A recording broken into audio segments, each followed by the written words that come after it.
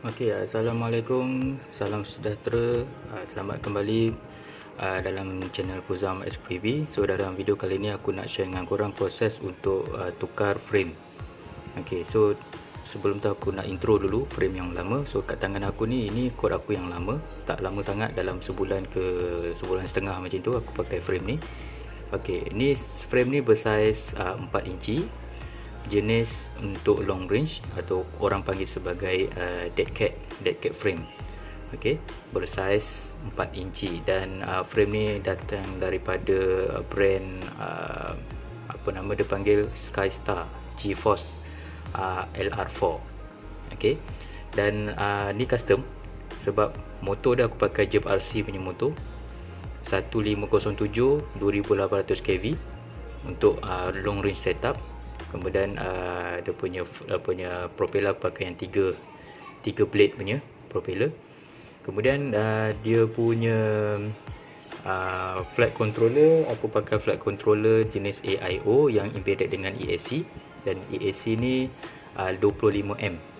Okey, untuk pemilihan ESC ni sangat penting, kena lebih tinggi daripada continuous current untuk motor kita. Kita kena tahu untuk 100% throttle kita punya continuous current, maximum continuous current untuk motor kena pastikan lebih rendah daripada rating maximum current pada kita punya flight control daripada ESC.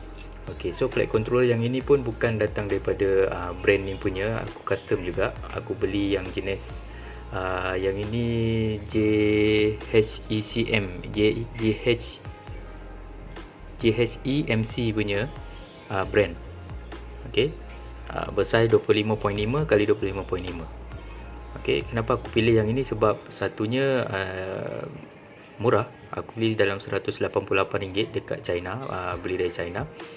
Kemudian dia punya UART spare dia ada banyak, ada dalam 4 macam tu, supaya aku boleh ada space untuk aku nak install aku punya GPS. Okey, untuk long range GPS ni sangat-sangat membantulah supaya dia tahu bagi tahu kita jalan balik lah. Okey, so aku punya GPS aku pakai jenis TBS GPS. Okey, kemudian VTX aku gunakan digital set, aku guna digital module iaitu daripada Cadex Vista, dan kamera dia aku pakai Nebula Nano version yang kedua. Okay, untuk action cam aku pakai yang jenis Firefly micro cam version yang kedua. Kemudian dia punya receiver aku gunakan receiver TBS Crossfire Nano RX immortal apa tu, antena. Okay, so untuk pertukaran kepada frame yang baru, aku akan ambil semua elektronik ni kecuali motor. Okey, sebab frame yang baru ni motor tak boleh mount untuk 15 punya motor mount. So apa dia frame yang aku nak guna lepas ni, nanti aku akan share dekat korang lah frame apa aku nak guna. Okey, so itu saja untuk intro berkenaan dengan frame yang lama ni. Frame ni bagus, sangat ringan, dan boleh fly. Kalau gunakan LiPo 850 mAh tu boleh sampai dalam 10 minit. Okey, 4S. Jadi kalau aku fly gunakan lithium ion battery, aku boleh fly lebih daripada tu, lebih lama. Okey, sebab bateri lithium ion kita boleh drop voltage per cell dia lebih bawah daripada 3.0 kan. Okey, tapi masalah dia bila kita pakai lithium ion untuk yang aku punya drone ni, tapi aku tak tahu kalau drone korang. Bila aku pakai lithium ion, semasa fly dia jadi bergoyang macam ni. Jadi bila goyang footage jadi tak cantik. Dia bukannya footage jadi yellow, tapi bergoyang macam ni lah. Jadi susah lah. Okay, tak cantik kita punya footage. Okay, bila macam tu, jadi aku nak cuba untuk tukar kepada frame yang jenis lain, bukan di jenis dead cat. Sebab aku dah ada satu jenis frame untuk freestyle True X. Okay, tapi 5 inci saiz dia. Jadi aku dah memang biasa main untuk freestyle, jarang-jarang sekali aku main untuk long range. Jadi untuk frame yang baru aku plan aku nak tukar frame yang boleh dua-dua lah. untuk freestyle boleh, untuk long range boleh. Jadi apa aku punya frame yang baru. Okey, ni aku letak tepi dulu.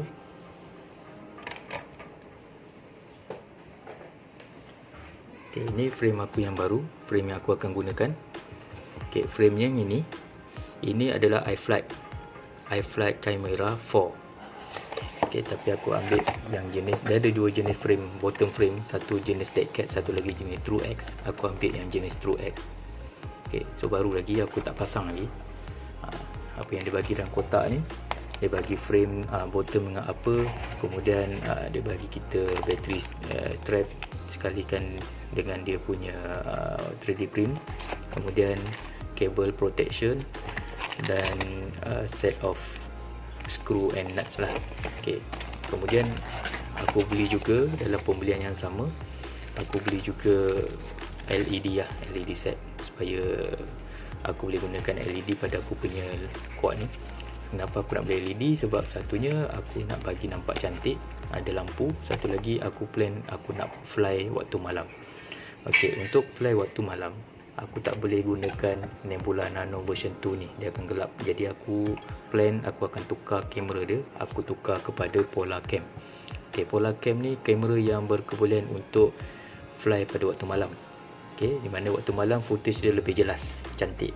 Okey, Polar Cam aku beli kamera saja sebab aku dah ada digital module kat sini, so aku just tukar dia punya cam saja.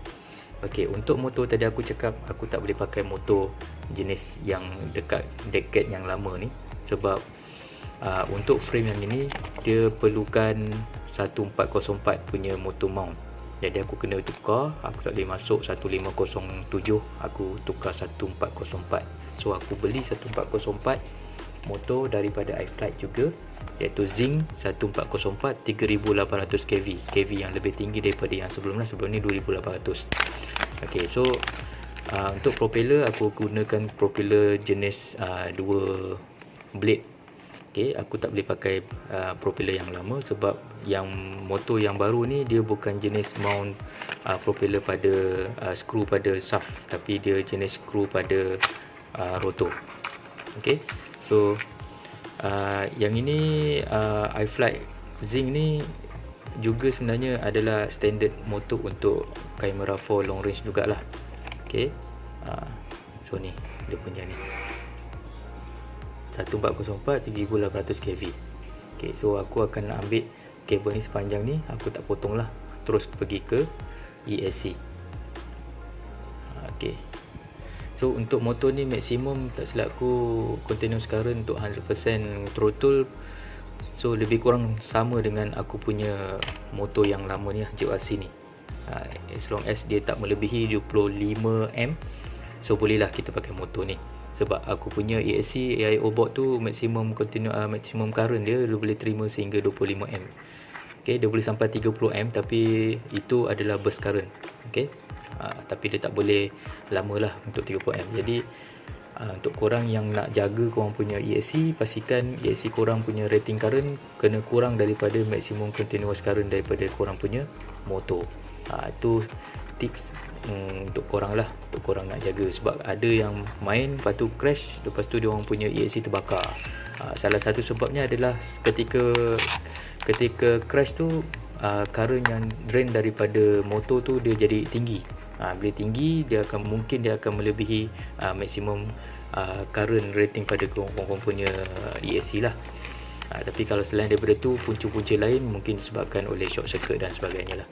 Okey, so untuk proses nak tukar daripada frame lama ke frame yang baru, aku akan disolder aku punya motor dan aku solder balik untuk motor yang baru. So untuk proses pertukaran tu nanti dah solder dah masuk, nanti baru aku share balik dengan korang. So korang kena stay tune dan korang tunggu, kita kembali selepas ini.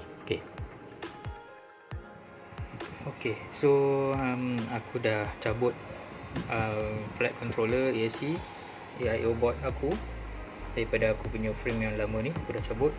So aku dah disolder dia punya kabel yang pergi ke motor.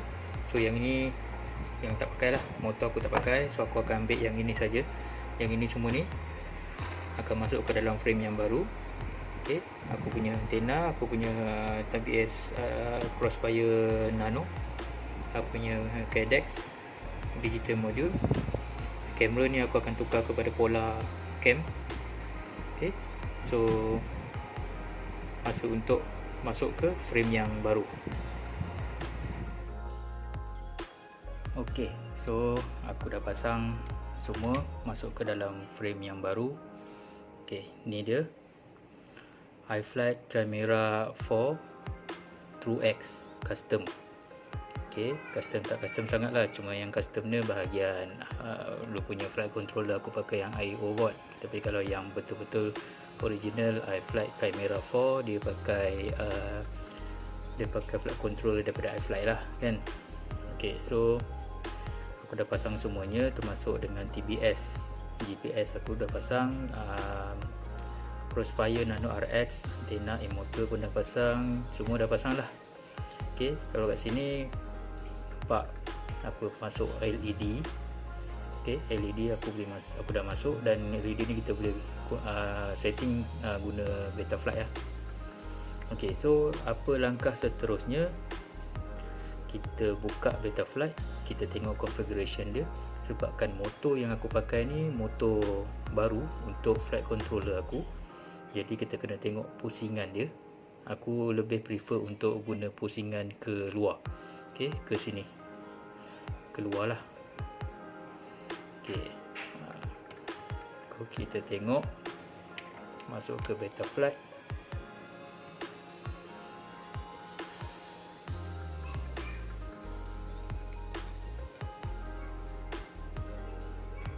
Okay,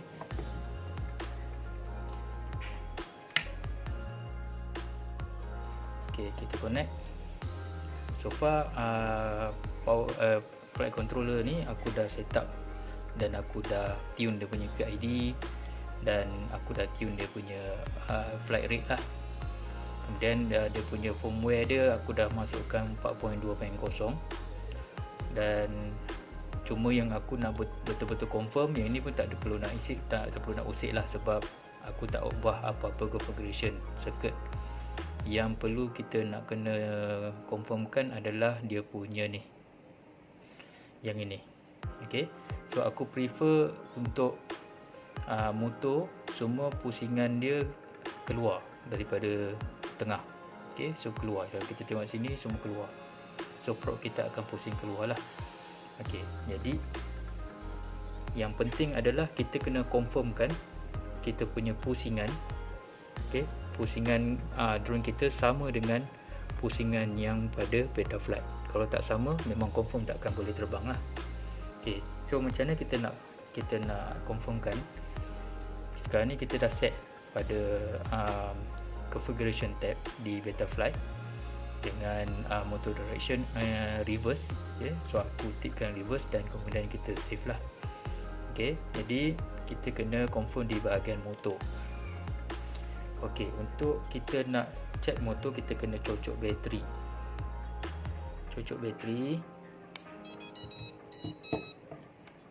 Dan kemudian kita onkan benda ni, tapi pastikan kita jangan pasang dia punya prop dululah, bahaya. Okay, jadi kita cabut prop dan kita test sama ada kita nak test ke 4-4. Okay, so sekarang ni motor aku semua berpusing, cuma direction tu aku nak kena betul-betul confirmkan lah. So kalau ni, okay, dia pusing ke dalam, ni pusing ke dalam, yang ini pusing ke dalam, ok. So sekarang ni bermaksud motor aku semuanya pusing ke dalam, tapi aku nak pusing keluar. Ok, so bermaksud aku kena ubah direction motor aku. Ok, macam mana cara kita nak ubah direction? Itu nanti kita akan check lah di bahagian configuration setting di ESC dia. Ok, so kita connectkan yang ini.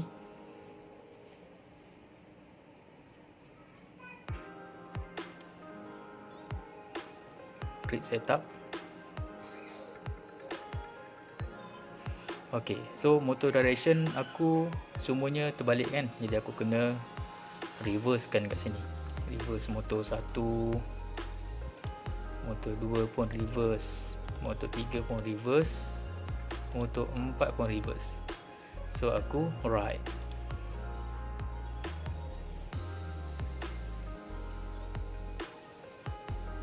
Okay, so dah right lah.